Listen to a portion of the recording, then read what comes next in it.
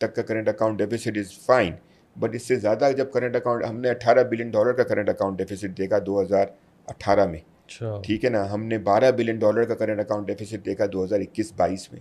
تو اس کی وجہ سے ہمیں ہمیشہ ہم نے جو ہے وہ ہمارا فلاپ ہوا.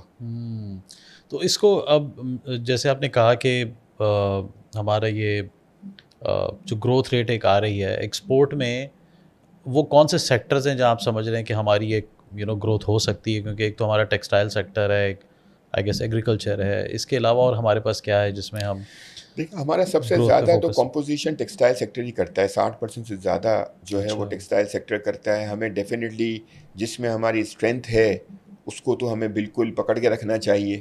ٹھیک ہے، آئی ٹی سیکٹر بھی ہمارے لیے بہت زیادہ امپورٹنٹ ہے، وہاں پہ ہمیں بہت زیادہ جو ہے وہ انسینٹیوز دینے چاہیے so that we can grow, because ہماری سب سے زیادہ ہماری جو اسٹرینتھ ہے وہ ہماری اسکلڈ پاپولیشن ہے. اگر ہم اس کو صحیح طریقے سے یوز کریں، اور آئی ٹی کا فائدہ یہ ہوتا ہے کہ اس میں را مٹیریل کاسٹ جو ہے وہ آپ کی امپورٹ نہیں ہے، وہ بھی آپ کی لوکل ہے. ٹیکسٹائل میں یہ ہوتا ہے کہ اگر آپ کا جو ہے وہ $18-20 بلین کا اگر آپ کا ایکسپورٹ ہے تو اس میں ہم امپورٹ بھی کرتے ہیں، اس کی را مٹیریل بھی ہم امپورٹ کرتے ہیں.